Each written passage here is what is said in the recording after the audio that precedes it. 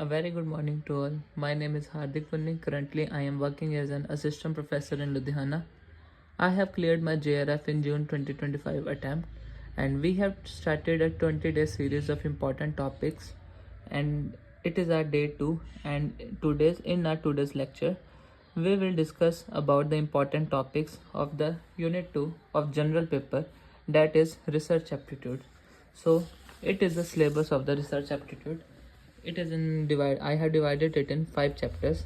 In the first chapter, it consists of research meanings, types and characters, positivism and post-positivism approach to the research. ठीक है जी. And second chapter में methods of research, experimental, descriptive, historical, quantitative, qualitative methods and steps of research. And आपको अभी बता दूं मैं, ये बहुत इंपॉर्टेंट है मेथड्स ऑफ रिसर्च वाला कंसेप्ट. थर्ड चैप्टर है thesis and article writing, format and style of referencing. ठीक है जी. इसमें स्टाइल्स ऑफ रेफरेंसिंग जैसे APA होता है, MLA होता है, ये सब आ जाता है. Chapter number 4, it is application of ICT in research. आपका ICT का एप्लीकेशन क्या है रिसर्च में, वो सारा भी एक चैप्टर है in the research aptitude chapter. Last is research ethics, कि आपको एक अच्छी रिसर्च बनानी है तो उसके लिए क्या कुछ ज़रूरी होता है, वो सारा का सारा इसमें आता है. That it is in the chapter number 5.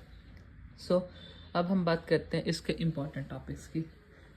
सबसे पहले एक बात बता दूं आपको मैं, research aptitude and teaching aptitude, these two are the one of the most important chapters in the unit 1 of the general paper. कि इसमें से काफ़ी सारा आता ही आता है, कुछ ना कुछ हम बात करें कि इसको छोड़ना नहीं है. चाहे टीचिंग एप्टीट्यूड है चाहे रिसर्च एप्टीट्यूड है, ये दोनों इंपॉर्टेंट चैप्टर्स हैं. ठीक है जी.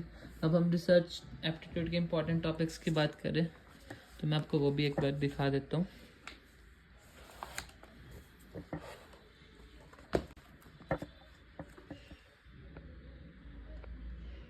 ठीक है जी.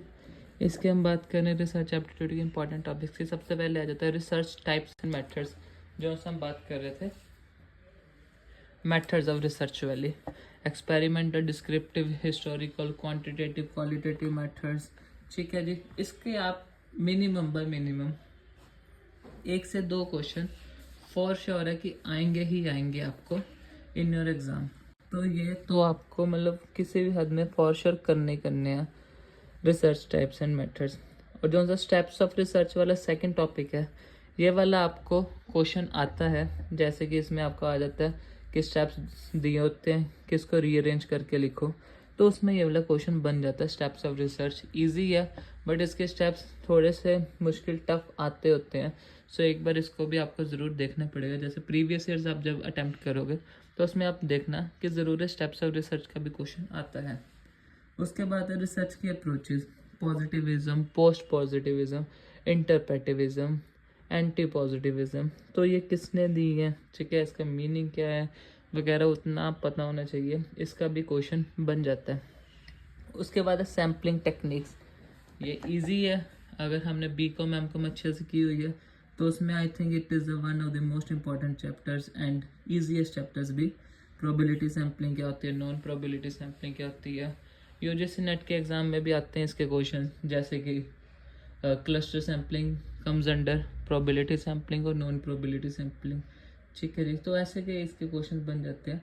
सो ये इजी है एंड ये इम्पॉर्टेंट भी है, इसको भी आपने नहीं छोड़ना है. प्रोबेबिलिटी की कौन कौन सी होती हैं, ठीक है जी. नॉन प्रोबेबिलिटी में कौन कौन सी सैम्पलिंग मेथड्स आ जाते हैं, प्रोबेबिलिटी में कौन कौन से आ जाते हैं, तो ये आपको करने पड़ेंगे दोनों. ठीक है जी. प्लेगरिज्म लेवल हो गया, ये वाला क्वेश्चन आजकल अपडेट्स में आ रहा है. आज के टाइम में बात करें तो इसकी, ठीक है जी, कितने लेवल्स होते हैं और किस लेवल में आपकी रिसर्च आपकी कैंसिल ही हो जाती है. तो ये सारे के सारे क्वेश्चन इसमें ऐसे करके बनते हैं. हाइपोथेसिस टेस्टिंग, ये होता डिफ़िकल्ट है, एक बार लगता है. T टेस्ट हो गए, F टेस्ट हो गए. नल हाइपोथेसिस क्या होती है, ठीक है जी. ऑल्टरनेटिव हाइपोथेसिस क्या होती है, ठीक है. रिसर्च हाइपोथेसिस किसको कहा जाता है, ऑल्टरनेटिव को बोलते हैं, नल हाइपोथेसिस को बोलते हैं. तो इसको बहुत डिटेल करना पड़ता है, ठीक है. बट स्टिल इसमें से क्वेश्चंस आते हैं, बट मुश्किल ज़रूर होती है. हाइपोथेसिस टेस्टिंग की बात करें हम स्टार्टिंग में पढ़ेंगे तो, बट इसके क्वेश्चन ज़रूर बनते ही बनते हैं हाइपोथेसिस टेस्टिंग के भी। उसके बाद आते हैं आपके मेजरमेंट स्केल्स की, ठीक है। तो ये वाले 4 होते हैं, इसका भी क्वेश्चन बनता है, दैट इज़ जिसको मैंने शॉर्ट फॉर्म भी लिखी हुई NOIR, noir, nominal scale, ordinal scale, interval scale and ratio scale. ये इसी सीक्वेंस में होते हैं। सबसे कम वाला नॉयर होता है जिसमें कि सिर्फ और सिर्फ नेम्स वगैरह होते हैं, ठीक है। ऑर्डिनल में रैंक्स वगैरह शुरू हो जाती है। सो ये ऐसे करके NOIR स्केल बनते हैं एंड ये भी इंपॉर्टेंट है। सो ये आपको कुछ जो सी टॉपिक्स लिखे हैं, ये one of the most important है रिसर्च एप्टीट्यूड के।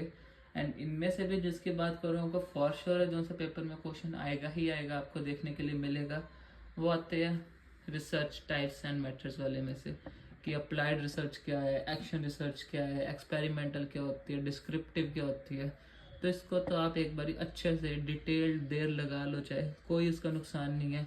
जितना अच्छे से रिसर्च को पढ़ोगे उतना ही फ्यूचर जब आप PhD करने के लिए जाओगे उसमें भी हेल्पफुल होएगा ही होएगा। ये चीज़ें रिसर्च टाइप्स हो गई एंड हाइपोथेसिस हो गया, वो भी आपको during your PhD it will help you, ठीक है। Thank you guys, this is all for today.